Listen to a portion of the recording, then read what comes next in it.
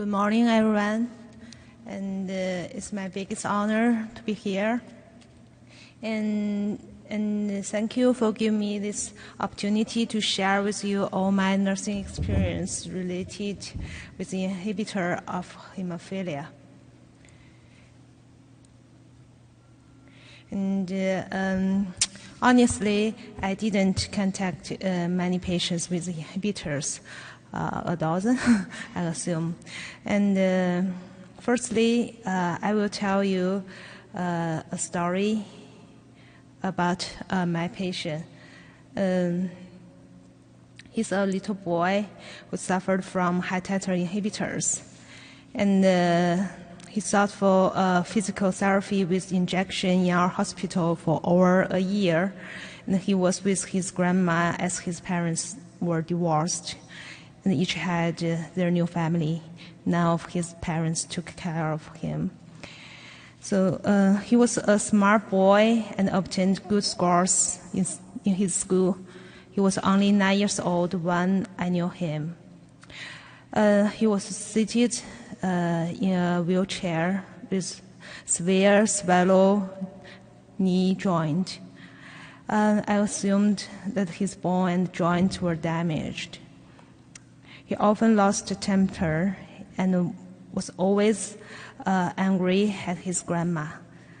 Sometimes he wanted to give up his treatment, and he began to accept the therapy as we always encouraged and praised him. They could not afford the expensive factor 7 and had to use PCC instead. PCC is a prothrombin complex, something like FABA, but it is a primary product and without activity. For the physical therapy, I gave him injection with PCC twice a week. If he got new blood, I carried out bleeding therapy on him. And I still remembered that his physical therapy was often suspended due to bleeding. Different from other hemophilia patients, his bleeding was difficult to be controlled and was repetitive. So the physical therapy did not show any significant improvement. During the treatment, he suffered from brain bleeding and took abundant PCC to timely cure his brain bleeding. This time he was lucky, but his knee joint didn't improve, and he still had to use his wheelchair. Then because he didn't show any improvement in our hospital, he was transferred to his local hospital for further treatment 1 year later. This case clearly indicates that we can do very limited for patients with high-titer inhibitors and few options in therapy. And one more thing, our center I worked is one of the earliest centers targeting at hemophilia and has long-time experience on hemophilia. But we feel restrained in our competence regarding treatment of patients with inhibitors. So sometimes we have to face that these patients live in depression. 2 years later, I remembered we got a non-intervention clinical trial on patients with inhibitors, and I thought of that little boy, and I called his grandma. His grandma picked up the phone and told me that he passed away a couple of years ago, and they could not stop his bleeding. So I heard a sense of relief in his grandma's mood. So maybe it was the best result for his parents, his grandma and him.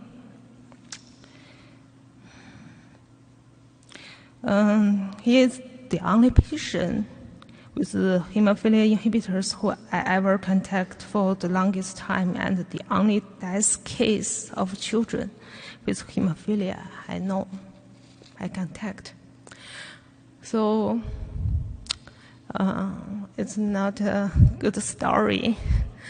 They are not that lucky like people sit here. So let's you'll see our situation in China. It's the map of China. So everyone here know China is a big country and with a huge population. So we estimate we have 10,000 hemophilia patients. So about a quarter of hemophilia patients in the world. So sometimes I thought if WFH really want to achieve their goal, treatment for all, maybe they should move their office to China. It's not a joke, it's our real life. And for inhibitors, I don't know how much money, how many hemophilia patients developed inhibitors. We don't know. But actually, our hemophilia patients, it's not that much. No, we don't know.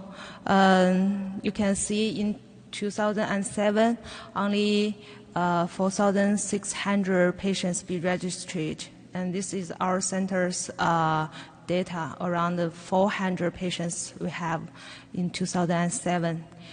And at that time, in the whole country, only 6 hemophilia treatment centers. So in 2011, you can see in the whole country, we got 10,000 hemophilia patients and 16 hemophilia treatment centers. And in our center is 1,000 people. And in 2015, so we registered around 20,000 patients, but still 20% patients be found at this time. And how about other 80% patients? We don't know where they are. So in our center, we registered around 2,000 hemophilia patients. So I think it's a big challenge for caregivers to give good care for hemophilia patients. So the diagnosis and treatment is very limited, and the shortage of HTC and CFCS, concentrate factors. Also, the recognition of hemophilia is not that good by patients and their family, by medical staff, government, and the society. Our national database was built at 2007 and still need to be improved. So I think as HTC, we have 3 missions. The first one, we need to find new patients, especially with the inhibitors. And the second, we need to manage bleedings for patients with inhibitors. And the third, we need to give treatment. So we have a national program to screening inhibitors in China from 2008 to 2011. So you see, at that time we have 6 centers. We try to collect data from different provinces. And this national project is in charge of by us, and try to collect blood samples of patients by convening education meetings on patients in surrounding provinces and carrying out free tests of blood coagulation factor and inhibitor on patients. This is the current rate of inhibitor on patients under the condition with no intervention. So you see, we tested around 1575 patients, and fortunately, only 55 patients with inhibitors. And you see 18 patients with high titer inhibitors and 37 patients with low titers inhibitors. So it's not that much. Oh, sorry. So that's our centers did. We collecting samples and marine factor activity and screening the inhibitor. It's me. We went to different provinces to do the blood test. And in our center, we got 353 samples. So you can see our ratios of inhibitor is around 3.7%. I remember it's 13 patients with inhibitors.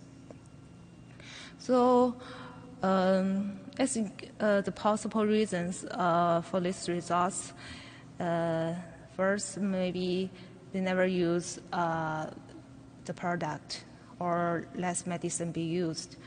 And the second, maybe the first medication, the first treatment is at an elder age. And also our patients widely used moderate purity of blood-derived clotting factor. At that time, rare recombinant factor be used. And in another way, I thought maybe, so this kind of activities is not suited for our severe patients. They may be unable to participate in this kind of activities. And another reason may be high mortality of hemophilia patients with inhibitors. So our single center management method of inhibitors, we try to do regular tests for patients and focusing on the change of their inhibitors and give PCC infusion when they got bleeding, and give them low-dose prophylaxis by PCC, and need to worry about the occurrence of thrombosis. And we give treatment depends on the individual wishes, because there are economic factors and the treatment willingness or the product restriction. Around 50% of bleeding can be treated for patients with inhibitors. So we try to use donated recombinant factor to do ITI for one patient, but this patient was high titer inhibitors, and he failed for ITI therapy. And another 6 patients received low-dose prophylaxis infusion, and their inhibitors disappeared in 3 patients. So I can give you a case. This is one of the patient. So you can see his inhibitor developed at 20 and 12. At that time, the inhibitor is 4. And we gave him PCC on-demand treatment, and we found his inhibitor keep low down. Here is 20 and 13, but it keep on this level around 1.5. And our hematologist use factor 8 to give very low dose factor 8 10 IU per kilogram twice a week to give him prophylaxis. Very interesting spots. You can see his inhibitors keep low, down, and the 3 patients inhibitor disappeared through this way. So maybe low-dose prophylaxis may induce immune tolerance in patients with low titer and response inhibitor. Our data. So the registry number of patients who develop inhibitors increased from 13 to 42 in this year, till this year. And because restricted by medical insurance, our patients for long-term follow-up in our center should mainly use the plasma-derived clotting factors, resulting adding new patients through this way. And we have 5 patients produced the antibody, the inhibitors, when they received the recombinant factor donation or during the clinical trial. So 1 case from Baxter and 3 cases by Bayer and 1 case from Benefix. So from among the registry patients, till now we have 3 cases died and 1 case of cerebral hemorrhage and 2 cases of GI bleedings. So in the last 10 years. Now our hematologists in China try to use new therapy method to manage the inhibitors patients. So ITI, maybe only 1 or 2 patients try this way, and prednisone and immunosuppressants also be used by several patients. And rituximab, is it? So all of them only an attempt. The Novo 7 is not possible for most of our patients. So you can see our patients need to face the issues. The more difficult to control the bleeding, and the patient experience a long time bleeding frequency, and more complications of hemophilia, like joint damage or disability, and more expenses, and more psychosocial problems, and high risk of death, and more adverse reactions for treatment. So this is a chatting room, communication chatting room. So between patients, this chatting room got more than 100 inhibitor patients. They chat through this way. And this one patient said, do I have money to do ITI? No. Do I have money to use the rituximab? No. Do I have money to use factor 7? No. Then why not keep thinking about our inhibitors?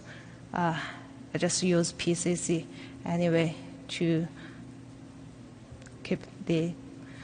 So I think that's very, how to say, patients thinking. And through this chatting room, our patients communicated, and they try to use high-dose PCC to control their bleeding.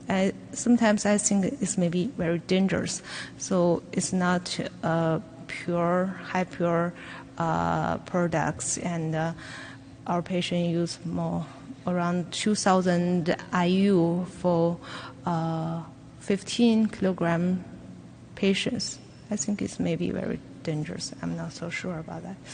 And in recent years, the number of our patients who develop inhibitors is increasing. You can see see the reason, the dosage, and the number of patients increase with the improvement of medical insurance policies, so patients can use more products. And there are a wide range of calculation factors, and many patients use products alternately, and a smaller age for the first treatment than before. And the demand for treatment of patients who intend to improve the quality of life. But so far, we have no the national statistical data available, so I can't tell you how many hemophilia patients got inhibitors. So the nursing of patients with inhibitors, we try to let patients to receive the first earlier treatment and try to management of their complications. And the solutions of emerging bleeding, we try to educate patients and provide psychosocial support. Also, I need to advocate the medical insurance policies related to inhibitor treatment and more charity projects to care patients with hemophilia who develop inhibitors. So this 2012, I visited Montreal, a center, inhibitor centers. I know they can give ITI or use number 7 to do prophylaxis for inhibitor patients. So I hope a better future for all hemophilia patients with inhibitors. Thank you.